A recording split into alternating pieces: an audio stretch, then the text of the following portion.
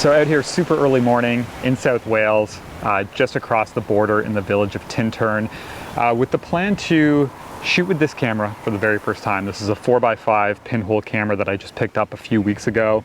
And my idea with this is just to potentially use it for some like select creative images for my Slate City project up in North Wales. I'm actually headed up there next week to do some more work on that, and figured it's probably a good idea to just get out with this first and learn how to use it, make some images, and then also just get a feel for what to expect from them. So that's exactly what we're gonna do today.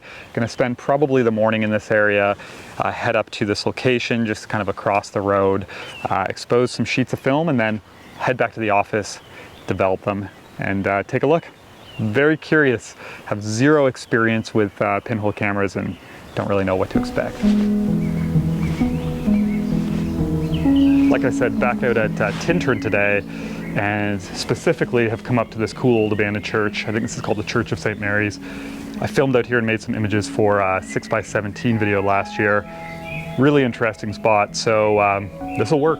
Go grab the camera and get set up. There's a bee over there and it's like the size of a bird. Okay. Okay, so the camera that I'm using today, this is by Ilford. It's called the Ilford Obscura. Like I said, I have no experience with this type of stuff, and the reason I bought this is just because I Googled 4x5 pinhole. This was the first one that came up, and I could get it like a day later. So, you know, it's pretty straightforward. It's a box, you put in a sheet of film, you put both sides together, magnets hold it closed, and then you open up this flap at the front, which also has a magnet, reveals the pinhole, and then you close it to stop your exposure. So, you know, pretty straightforward. The only downside for me is that this doesn't take a sheet film holder. You actually have to go into a dark bag to load and unload film between every shot. So for me up in North Wales hiking, you know, that's a bit of a pain. I don't want to be carrying a change bag with me like I had to today. So if this is something that I like, I'll probably look for another one pretty soon that takes a film holder just for convenience and ease of use. But anyways, I'm gonna grab my meter, we'll meter this, run through the process, shoot a frame, get one in the bag, and then hopefully speed this up a little bit. Okay, of course. So I just realized that I left my Sekonic handheld meter in the car too early, not enough coffee. So I'm not going back just because I'm all set up. I don't want to pack everything up. So I do have a meter on my phone. I literally never use this. I don't even know if I've used it once, but we're gonna cross our fingers. It's a pretty straightforward scene. So what I'm gonna do is I'm gonna take a reading, probably just off the green leaves here. And I have this set to f16 ISO 100. And basically what you have to do with this is the aperture for this pinhole is equivalent to 290, f290. Obviously the meter is not going to go down to that. So I'm going to meter at f16, ISO 100 for Delta 100, and that's saying half a second is my exposure time. And then I have this conversion chart here where I'll go to f16, half a second, and then I'll go over on the chart to f290, and that's going to give me the equivalent shutter speed. So this is saying 3 minutes and 47 seconds. And what I'll do now is I'll take that, because obviously with a long exposure with film, you have to calculate reciprocity failure. So I have this reciprocity timer app, and I'm going to do Delta 100, 3 minutes, 40 seconds, and that's saying 14 minutes and 54 seconds is my exposure time, which seems absolutely crazy, but that's what we'll go with. Could be some cool movement with that long of an exposure. Fingers crossed.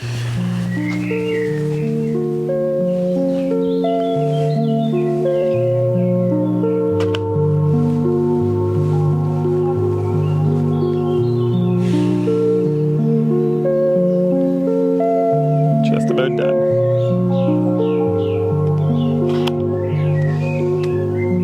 One frame in the bag. All right, so actually gonna shoot one more over there, very similar, but I'm gonna go nice and low and just start trying to be a little bit more loose with this and less like perfect. It's kind of what pinhole's about. But it's funny, I went to go set up right now and I forgot I have to go unload this and put in a new sheet. Like I said, a bit of an inconvenience.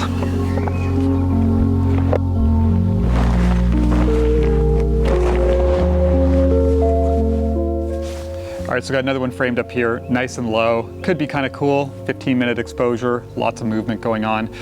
But framing with these, obviously it's a bit of a guessing game. I'm using this viewfinder app on my phone to give me like a rough idea, but I am also trying to embrace a little bit of the imperfection with this. That's kind of what it's all about. It's why I want to use it. So I'm trying to not treat this like I would my other cameras, which I typically do. Trying to just embrace a little bit of the imperfection that this will bring with it. Anyways, meter, we'll shoot this one.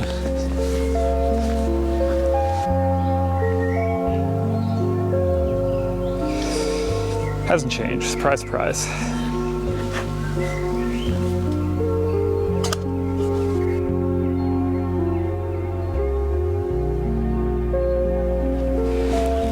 Okay, we are starting to get some definition in the sky now with the clouds, so gonna set up a wide right here and hopefully get some movement with that. Could be kind of cool. All right, our exposure time out here is getting a little bit more sane. We are a 15th of a second, which converted is 20 seconds, which converted for reciprocity is 43 seconds. So that is what we'll go with.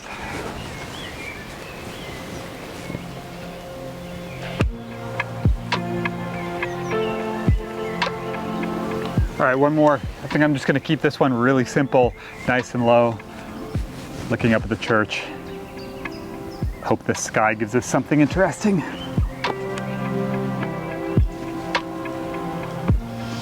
Okay, so shot 4 sheets of film and honestly way more productive today than last week. Pretty excited to see what these look like, but I think what I'm gonna do now is pack up, head back down, get a coffee, and then try and maybe shoot 3 more sheets. That'll give me 8 total. 4 that I've done so far, 1 last week, and then we can split that in half for developing. It'll be 2 sets of 4, which will work good. Excited to see what these look like. So with some rain rolling in, I decided to jump in the car, start working my way back, and I stopped at one more location to finish up shooting. This was the bridge that crosses over the River Severn. Nice and windy out, and thought this could be pretty cool with the longer exposure and the bridge running overhead.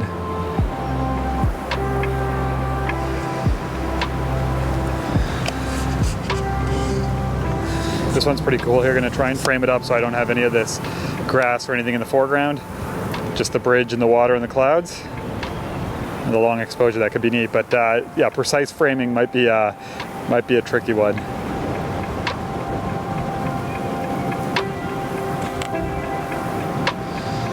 Here we go.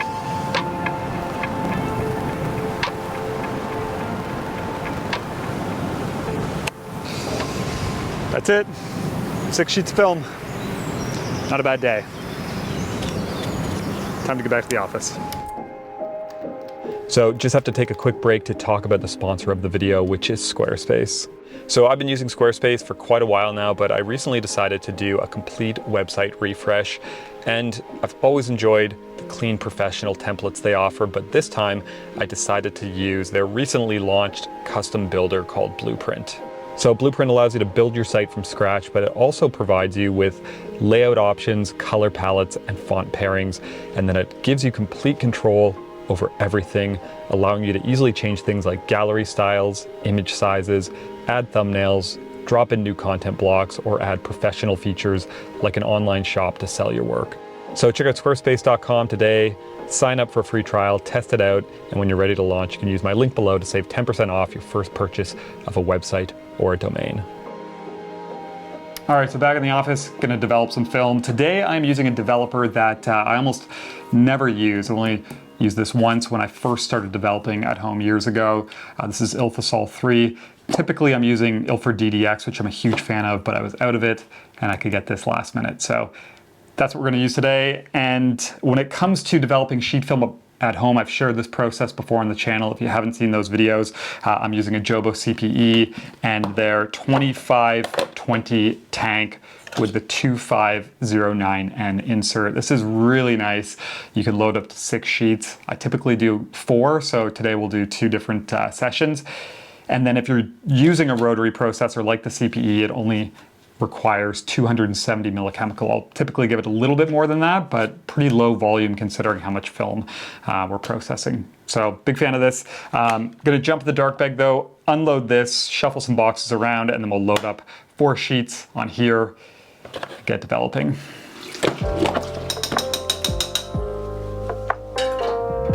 All right, so chemicals are all mixed up. Gonna start developing here. I'll probably just speed this up so I can concentrate on what I'm doing. And then at the end, I'll open it up. We'll take a look at the film.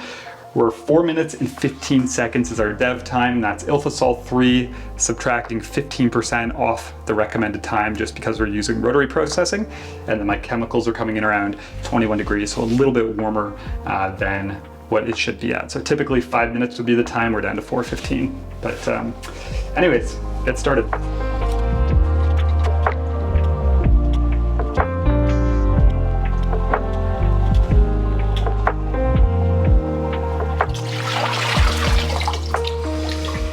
Okay, moment of truth.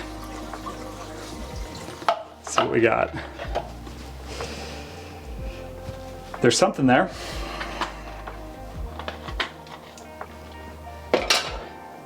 Take a look at one.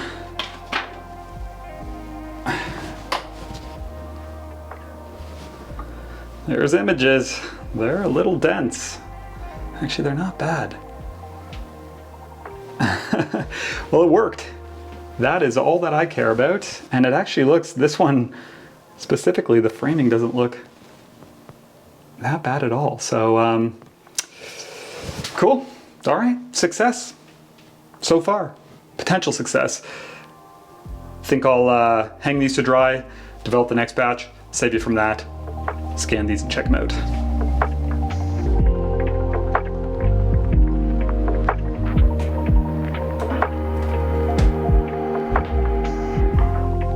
So when I first saw these images, I was surprised, I have to say, with how much I liked them. The first church exterior was my definite favorite, but all of the images certainly have an interesting look to them. Just this almost like bloomy haze in the highlights, lots of movement throughout, and this softness to them. And just overall, a lot of character, which is exactly kind of what I'm after using something like this for the project, which I'll explain a little bit more in a minute. I will say though, seeing these initial results and enjoying them this much already has me thinking about picking up another camera with maybe a few more features and some convenience. All right, so like I said, I really did enjoy these more than I thought I was going to. I thought, you know, this was going to be a bit more of a process, like trying different cameras and really kind of searching for this look I was after. But right away, with a few of these, I would say it's got me pretty close. This first church image, like I mentioned, you know, this is my favorite out of the bunch. I'm surprised how well this actually framed up compared to the others. Even this one as well, this church one's pretty cool. The interior shots here, I'm not really a huge fan of, just overall as an image, not really anything to do with the Pinhole camera. But like I said, I'm after this specific look. So a couple weeks back, I was doing just some like historical image research from the areas where I'm focused on for this Slate City project. And I came across these images from like the late 1800s, early 1900s, just these old images shot on like glass plate that have like a ton of imperfections, you know, around the edges here, just like markings throughout, this kind of softness to them. But it gave me this idea of trying to find a way to maybe use a tool for some select images, you know, to photograph specific areas in the environment, that I can just make these images that have a lot of character to them. And a pinhole was kind of the first thing I thought I would try to give me some of that. And yeah, even right away, like I said, with these, you know, I love obviously the frame borders, but even these like imperfections around the edges, you know, the highlights are blooming. Like I said, there's this softness to them. And they have this really kind of aged quality to them. But the images that I showed you, these were just kind of like the initial conversions out of Negative Lab Pro, but I have some different ones here. So this is one that I have used some different settings on. So if we just put this original on the left here, this is the DNG here.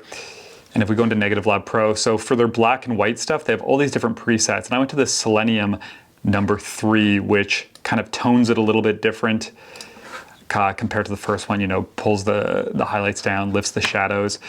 And this is kind of like building on that initial look and just giving this like, yeah, helping kind of age this image a little bit and add to the overall character. So I actually really, really enjoy how this one looks here. And I did the same to some of these other exteriors. So yeah, I gotta say, again, not a huge fan of this image or this one, but I did it to this as well. But really, this first church shot, I would say, is like a good example of what I'm after. You know, using this pinhole camera and then, you know, playing with the edits a little bit, and it has me excited to bring this with me up to Wales next week, and, you know, maybe put this thing out just in some like really bad weather, or just for like some select subjects that you know, could have potential to create something that just has like an interesting feel and a lot of mood to it. So yeah, I would consider this shoot a success. Like I said, I thought it was going to take more experimenting than this, but I would say this has got me like 90% of the way there.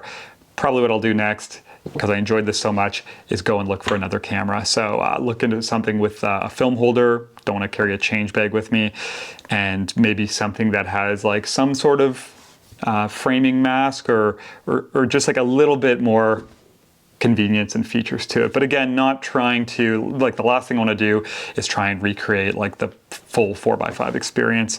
I still want to be embracing some of these quirks a little bit. So yeah, anyways, fun one overall. Hope you enjoyed. I would love to hear if you've shot pinhole, you know, different cameras. Like I said, I'm very, very much new to this. So yeah, any info will definitely help and be appreciated. Anyways, that's it for this one. As always, just want to say thank you for watching, and I will see you very soon.